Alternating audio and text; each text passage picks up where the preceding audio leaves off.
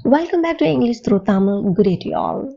Essential tips in Englishல இன்னைக்கு நாம whose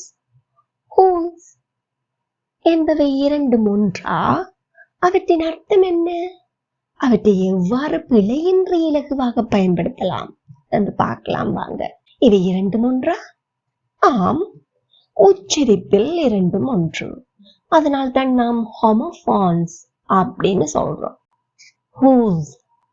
whose sound same, ஆனால் not spelled the same way, ஒரே மாதிரி எழுத்து கூட்டப்படுவதில்லை. அர்த்தங்களும் வெவ்வேறானவை. whose book is this? இங்கு எந்த whose சரி? who's in charge today? இதில் எது சரி? விடை தெரிந்தாலும் தெரியாவிட்டாலும் don't worry, முடிவில் நீங்கள் ஒவ்வொருவரும் இதற்கு சரியான விடையை நீங்களாகவே சொல்வீர்கள். whose contraction of who is, who has, அதாவது who is, who has என்பவற்றின் சுருக்க வடிவம். இங்கு எழுத்துக்கள் விடுபடுவதை குறிப்பதற்கே நாம் apostrophe பயன்படுத்துகின்றோம். who அப்படின்னா யார். இங்கு is என்பது பிரதான வினையாகவும் உதவி வினையாகவும் பயன்படுத்தப்படலாம். இரண்டு சந்தர்ப்பங்களிலுமே நாம் whose என்கின்ற வடிவத்தை பயன்படுத்துவோம் வினா அமைக்கும் போது. எப்படின்னு யோசிக்கிறீங்களா? கவலை வேணாங்க, நானே சொல்றேன். This is Mala. இங்கு is என்ன வினையாக தொழிற்படுகின்றது? பிரதான வினையாக. இது யார்? எப்படி கேட்போம்? who is this? இதை நாங்கள் contracted ஃபார்மில் யூஸ் பண்ணலாமா பண்ணக்கூடாதா? பண்ணலாம். எப்படி கேட்போம்? who's this? who's this? எங்கூட சேர்ந்து கேட்டு பாருங்க. who's this? she is painting. அவள் வர்ணம் பூசிக்கொண்டிருக்கிறாள். இங்கு பிரதான செயல் என்ன? வர்ணம் பூசுதல். உதவி வினை என்ன? is. அப்போ யார் வர்ணம் தீட்டிக் கொண்டிருக்கிறார்கள்? எப்படி கேட்போம்? who is painting? who is painting? இங்கு இந்த is-ஐ contracted வடிவத்தில் யூஸ் பண்ணலாமா பண்ணக்கூடாதா? பண்ணலாம். அப்போ எப்படி கேட்போம்? எங்கூட சேர்ந்து கேட்டு பாருங்க. who's painting? who's painting? well done. he has a car. இங்கு பிரதான வினை என்ன? has, உடைமையாய் வைத்திருத்தல். அப்படின்னா யார் கார் வச்சிருக்கிறாங்க? எப்படி கேட்போம்? who has a car? who has a car? இவ்விடத்தில் நாம் has-ஐ contracted வடிவத்தில் யூஸ் பண்ணலாமா? பண்ணுவது இல்லை. அடுத்த உதாரணம் பார்ப்போம். she has written a letter. இங்கு பிரதான வினை என்ன? written. அவள் ஒரு கடிதம் எழுதி இருக்கிறாள். எழுதுதல் பிரதான வினை. அப்போ has-னுடைய தொழிற்பாடு என்ன? helping verb, உதவி வினை. யார் கடிதம் எழுதி இருக்கிறார்கள்? எப்படி கேட்போம்? who has written a letter? who has written a letter? இவ்விடத்தில் has என்பதை whoவோடு இணைத்து whose அப்படின்னு சொல்லாம தாராளமாக சொல்லலாம். சொல்லி பார்ப்போமா? who's written a letter? say again. who's written a letter? who's written a letter? இந்த டாபிக்ல வீடியோ உங்களுக்கு பிடிச்சிருந்தா இப்பவே ஒரு லைக் பண்ணிடுங்க. இதே போல மேலும் வீடியோக்களை பார்வையிட சேனல் சப்ஸ்கிரைப் பண்ணாம பாக்குறீங்க என்றா இப்பவே சப்ஸ்கிரைப் பண்ணிடுங்க. கூடவே பெல் ஐக்கனையும் பிரஸ் பண்ணிடுங்க. வீடியோவை ஸ்கிப் பண்ணாம பாருங்க. முடிவில் உங்கள் சந்தேகங்கள் 100% நீங்கி நீங்கள் ஒவ்வொருவரும் உங்களுடைய அன்றாட வாழ்வில் whose என்பதை சரளமாக சட்டென்று பயன்படுத்துவீர்கள். whose அப்படின்னா என்ன? possessive form of who or which. யார், எது என்பவற்றின் உடைமை வடிவம், உடைமையை குறிக்கும் வடிவம். whose என்பதன் தமிழர்த்தம் என்ன? யாருடைய, எதனுடைய. belongs to someone, ஒருவருக்கு சொந்தமானது. refers to someone, ஒருவரை குறிக்கும். It tells about ownership. எதை பற்றி கூறுகின்றது? Ownership, உடைமை.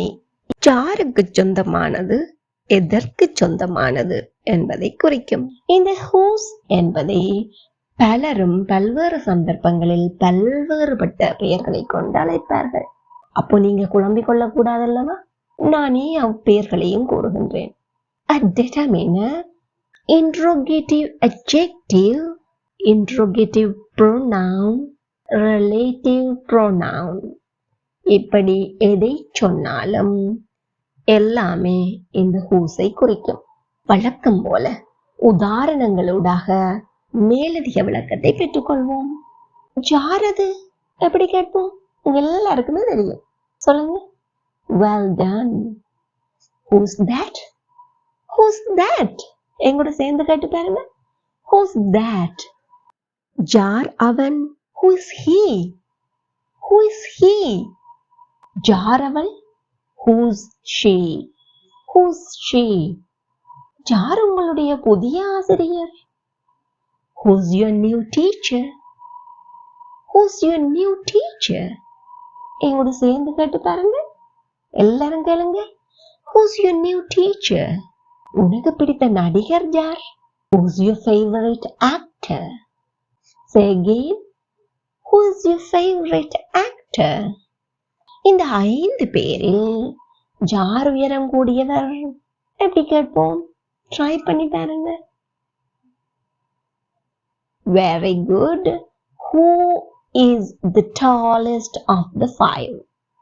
Who is the tallest of the 5? இப்போ நாம் இந்த contracted form யூஸ் பண்ணி கேட்போமா? Who's the tallest of the 5? Say with me. எங்கூட சொல்லுங்க. Who's the tallest of the 5? Who's the tallest of the 5? ஒரு மெடிக்கல் சென்டருக்கு போயிருக்கிறீங்க. அங்க கிட்டத்தட்ட எல்லாரும் ஒரே மாதிரி ட்ரெஸ் போட்டுட்டு இருந்தாங்க. உங்களுக்கு யார் டாக்டர்ன்னு கண்டுபிடிக்க முடியல. என்ன கேட்பீங்க? Well done. Who's the doctor? Who's the doctor? எங்கூட சேர்ந்து கேட்டு பாருங்க. Who's the doctor? உங்களுக்கு ஒரு கடிதம் ஒன்று வர வேண்டி இருக்குது. மற்றவங்களுக்கெல்லாம் வந்துட்டு உங்களுக்கு மட்டும் வரல. அப்ப என்ன செய்ய வேணும்? போஸ்ட் ஆஃபீஸுக்கு போயிட்டு அங்க உங்களுடைய தபால்காரரை சந்திச்சு கேட்டு பார்க்கணும் இல்லையா? அங்க போறீங்க. போயிட்டு உங்களோட தபால்காரர் யாருன்னு சொல்லி எப்படி கேட்கலாம்? Very good. Who's our area postman? Who's our area postman? Say again. Who's our area postman? ஒரு கில்ல சீரீஸ் ஒன்று பார்த்துட்டு இருக்கிறீங்க. இல்லாட்டி கேம்ஸ் இருக்குது. இப்படி எத்தனையோ இருக்கு. அதுல நிகழ்வுகள் நடைபெற பல்வேறு சந்தர்ப்பங்கள் நாட்டிலேயே நடக்கும் இல்லையா? இல்ல படம் பார்க்குறீங்க. யார் கொலையாளி அப்படின்னு கேட்க போறீங்க. எப்படி கேட்பீங்க? Well done. Who's the killer? Who's the killer? Who's the killer? அப்போ வெற்றியாளர் யார்? எப்படி கேட்பீங்க? Well done. Who's the winner? Who's the winner? Who is the winner? ஒரு நல்ல புக் கொண்டு உங்களோட ஃப்ரெண்ட் காட்டுறாங்க. அப்போ நீங்க அதை ஆன்லைன்ல சர்ச் பண்ணி எடுக்க வேணுமா இருந்தா என்ன, இல்லை கடையில போய் வாங்க வேணுமா இருந்தா என்ன, உங்களுக்கு ஆதர் நேம் தெரிய வேணும் இல்லையா? எழுத்தாளர். இந்த புத்தகத்தின் கதாசிரியர் யார்? எப்படி அதை ஆங்கிலத்துல கேட்கலாம்? எல்லாருக்குமே தெரியும். ட்ரை பண்ணி பாருங்க, கேளுங்க நீங்களே. Very good. Who's the author of this book? Who's the author of this book? எங்கூட சேர்ந்து இருக்கா சொல்லி பாருங்க. Who's the author of this book? இப்போ இந்த is என்பதோடு present participle ing form பயன்படுத்தும் போது அதை எப்படி வினாவாக கேட்கலாம் என்று பார்ப்போம். யார் வருகிறார்கள்? எப்படி கேட்போம்? Who's coming? Who's coming? யார் விருந்துக்கு செல்கிறார்கள்? Who's going to the party? Who's going to the party? எங்கூட சேர்ந்து கேட்டு பாருங்க. Who's going to the party? ஏதோ கஷ்டமான வேலை ஒன்று செய்து கொண்டிருக்கிறீங்க. உங்களை சுற்றி 2-3 பேர் இருக்கிறாங்க. அப்ப நீங்க கேக்குறீங்க எனக்கு யார் உதவி செய்ய போறாங்க அப்படின்னு சொல்லி டைரக்டா என்ன கேட்காம அப்படி கேக்குறீங்க. எப்படி கேட்பீங்க? Who's going to help me? Who's going to help me? எங்கூட சேர்ந்து கேட்டு பாருங்க. Who's going to help me? Well done. யாரோ கதவுல தட்டி சத்தம் கேக்குது. அப்ப என்ன கேட்பீங்க? யார் கதவுல தட்டுறாங்க? Who's knocking at the door? Who's knocking at the door? எல்லாரும் கேட்டு பாருங்க எங்கூட சேர்ந்து. Who's knocking at the door? Who's knocking at the door? Sale போர்டோட ஒரு வீட்டை வழக்கமா பார்த்து கொண்டே தெரிஞ்சீங்க. திடீரென்று ஒரு நாள் அந்த போர்டு இல்லை. உங்களோட ஃப்ரெண்ட்கிட்ட கேட்குறீங்க, யார் இந்த வீட்டை வாங்குறாங்க? அறிந்து கொள்ள ஆவல். எப்படி கேட்கலாம்? Who's buying this house? Who's buying this house? யார் இந்த வீட்டை வாங்குறாங்க? எப்படி கேட்போம்? Who's buying this house? Who's buying this house? யாரோ ஒருவர் பேசிக்கொண்டிருக்கிறார். யாரை பற்றி என்ன உங்களுக்கு விளங்கல. அவ என்ன கேட்குறீங்க பக்கத்துல உள்ள ஆள்கிட்ட? யாரை பற்றி பேசிக்கொண்டிருக்கிறான்? Who's he talking about? Who's he talking about? இதுவே அவன் யாருடன் பேசிக்கொண்டிருக்கிறான் எப்படி கேட்க வேண்டும்? ட்ரை பண்ணி பாருங்க. Who's he talking with? Who's he talking with? யாரை பற்றி பேசிக்கொண்டிருக்கிறான்? Who's he talking about? யாருடன் பேசிக்கொண்டிருக்கிறான்? Who's he talking with? ஒரு ஹாஸ்டல் வார்டன் ஒரு சிடுமூஞ்சி சிங்காரம், அதாவது a spiteful person. A spiteful person. அப்போ வீட்டுக்கு போறதுக்கு பெர்மிஷன் கேட்கணும். உங்களுக்கு போய் கேட்க பயம். அப்ப ஃப்ரெண்ட்ஸ் இருக்கிற ஃப்ரெண்ட்ஸ் சர்க்கிள் என்ன கேட்பீங்க? யார் எனக்காக அனுமதி கேட்குறீங்க? எப்படி கேட்கலாம் ஆங்கிலத்துல? Who is asking permission for me? Who is asking permission for me? Say again. Who's asking permission for me? யாரோ தூரத்துல விளையாடி தெரியுது, உங்களால யாருன்னு நான் காண முடியல. அப்போ எப்படி கேட்பீங்க? Who's playing over there? Who's playing over there? எல்லோரும் என் கூட சேர்ந்து சொல்லி பாருங்க. Who's playing over there? யார் அங்கே போய்கொண்டிருக்கிறார்கள்? Who's going over there? Who's going over there? காருக்கு பின்னாடி யாரோ நிக்கிறாங்க, உங்களுக்கு யாருன்னு நான் காண முடியல. அப்ப என்ன கேட்பீங்க? காருக்கு பின்னாடி யார் நிக்கிறாங்க? Who's standing behind the car? Who's standing behind the car? எல்லாரும் என் கூட சேர்ந்து சொல்லி பாருங்க. Who's standing behind the car? Who's standing behind the car? உங்க ஃப்ரெண்டுக்கு வெட்டிங். அப்போ வெட்டிங் ட்ரெஸ் நிச்சயம் ரெடி பண்ணுவாங்க இல்லையா? அந்த ட்ரெஸ்ஸை யார் டிசைன் பண்றாங்கன்னு உங்களுக்கு அறிய ஆவல். எப்படி கேட்பீங்க? Who's designing your wedding dress? Who's designing your wedding dress? Who's designing your wedding dress? Whose என்பது who has என்பதன் சுருக்க வடிவமாக எவ்வாறு பயன்படுத்தப்படுகின்றது என்று பார்க்கலாம். இந்த has என்னும் வடிவம் எப்போது பயன்படுத்துகின்றோம்? நடைபெற்று முடிந்த செயலினுடைய விளைவை நாம் தற்சமயமும் அனுபவித்துக் கொண்டிருப்போமானால் has பயன்படுத்தி சொல்ல வேண்டும். அப்போ have பயன்படுத்தக்கூடாதா என்று இங்கு கேட்காதீர்கள். has அல்லது have தான் பயன்படுத்துவோம். ஆனால் எங்களுடைய டார்கெட் என்ன என்று has, அதனால் அதை கூறினேன். அல்லாவிட்டால் நடைபெற்று முடிந்ததற்கு நீங்கள் இலகுவாக சிம்பிள் பாஸ்ட் டென்ஸ் பயன்படுத்தலாம். ஏன் has பயன்படுத்துகின்றோம்? அதனுடைய விளைவை இப்போதும் நாம் அனுபவிப்பதால். யார் இதை கொடுத்தாங்க அப்படின்னா கையில் நீங்க அந்த பொருளை இப்பவும் வச்சிருக்கிறீங்க, அந்த பொருளை பயன்படுத்துறீங்க, பயன்படுத்தி கொண்டிருக்கீங்க. அதை பார்க்கிறாள் என்ன கேட்பாங்க? யார் இதை கொடுத்தாங்க? யார் இதை கொடுத்தாங்க? நாங்க ஆங்கிலத்துல எப்படி அதை கேட்கலாம்? Who's given this? Who's given this? சேர்ந்து கேட்டு பாருங்க. Who's given this? யார் உதவி செஞ்சாங்க? நீங்க உதவி செய்து யாரோ உங்களுக்கு உதவி செய்து அதன் பலனை அனுபவிக்கிறீங்க. அப்போ கேக்குறாங்க, யார் உனக்கு உதவி செஞ்சாங்க? Who's helped you? Who's helped you? யார் அந்த வீட்டை வாங்கினாங்க? செயல்பாடோட இருந்த வீடு இன்னைக்கு வேண்டிய ஆக்கள் இப்பதான் வந்திருக்கிறாங்க. யார் அந்த வீட்டை வாங்கிட்டாங்க? Who's bought the house? Who's bought the house? யாரு சிரிச்சாங்க? நீங்க இப்படி யாரோ பின்னால சிரிச்சு கேக்குது. நீங்க திரும்பி பாக்குங்க, யார் சிரிச்சான்னு உங்களுக்கு நான் காண முடியல. அப்ப என்ன கேட்பீங்க? யார் சிரிச்சாங்க எப்படி கேட்கலாம்? Who's laughed? Who's laughed? Who's laughed? எங்கூட சேர்ந்து கேட்டு பாருங்க. Who's laughed? ஒரு பார்ட்டிக்கு போட்டு வந்து நிக்கிறாங்க. இப்ப அவங்கள்ட்ட கேக்குறீங்க, யார் அங்க வந்தாங்க? Who's been there? Who's been there? நீங்க தொப்பிய போடுவோம்னு தொப்பிய தேடுறீங்க, ஆனா தொப்பிய காணல. அப்ப என்ன கேட்பீங்க? இந்த தொப்பி எடுத்தது யாரு? Who's taken my hat? Who's taken my hat? எங்கூட சேர்ந்து கேட்டு பாருங்க. Who's taken my hat?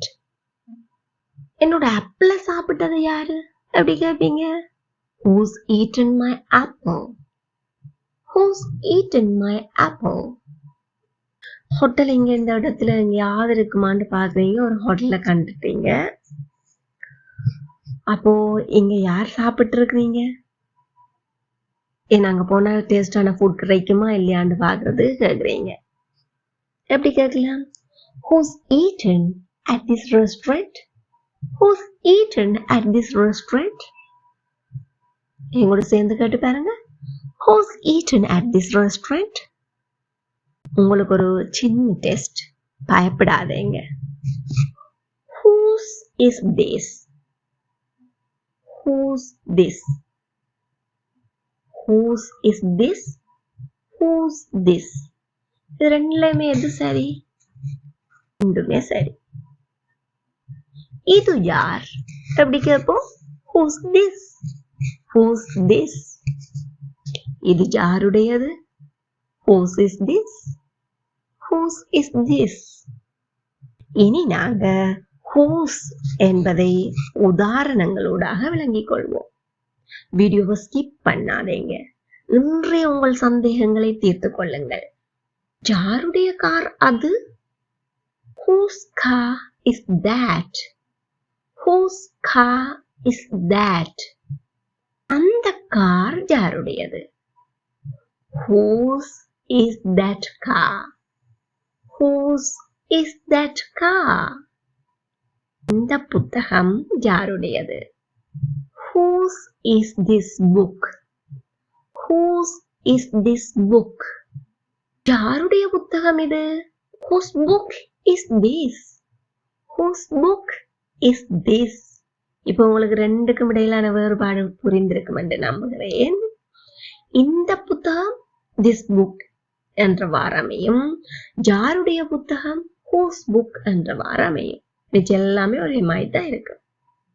உங்க வீட்டுக்கு எதிர்த்த வீடு யாருடையது? Whose house is opposite to yours? மறுபடி கேட்டு பார்ப்போமா? Whose house is opposite to yours? Again, whose house is opposite to yours? Opposite to. Whose house is opposite to yours? யாருடைய பேனாக்கள் இவை? Whose pens are these? Whose pens are these? யாருடைய ஷர்ட்கள் இவை? Try பண்ணி பாருங்க. எல்லாருக்கும் முடியும். எல்லாரும் சேர்ந்து சொல்லுங்க. Very good. Say with me. Whose shirts are these? Whose shirts are these? யாருடைய கதிரை இது? Whose chair is this? Whose chair is this? அது யாருடைய வீடாக இருந்தது? நீங்க உங்க ஃப்ரெண்ட் வீட்டை போயிருந்தீங்க. கேட்குறீங்க இந்த வீட்டில் அப்போ எவ்வளோ காலம் வாழ்றீங்க அப்படியெல்லாம் கேட்க அவங்க என்ன சொல்கிறாங்க, நாங்கள் இங்கே வந்து ஒரு 20 வருஷம் அப்படின்னு சொல்லி. அப்போ அதற்கு முன்னுக்கு யாரோ ஒருவர் இருந்திருப்பார் அல்லவா, அதை பற்றி அறிய ஆவலாக என்ன கேட்கிறீர்கள், அது யாருடைய வீடாக இருந்தது எப்படி கேட்போம்?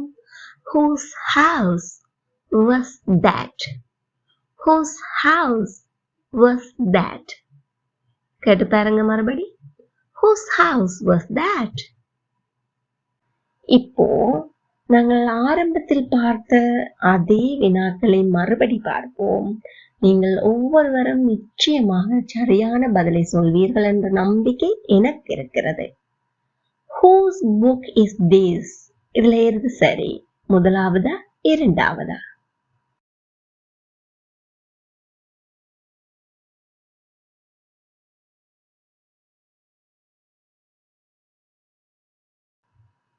Well done. யாருடைய புத்தகம்? அப்போ எது பயன்படுத்தி இருப்பீர்கள்? வெரி குட், இரண்டாவது. Who's in charge today? யாரென்று பொறுப்பாக இருக்கிறார்கள், தலைமை வகிக்கிறார்கள், எப்படி சொல்வீர்கள்?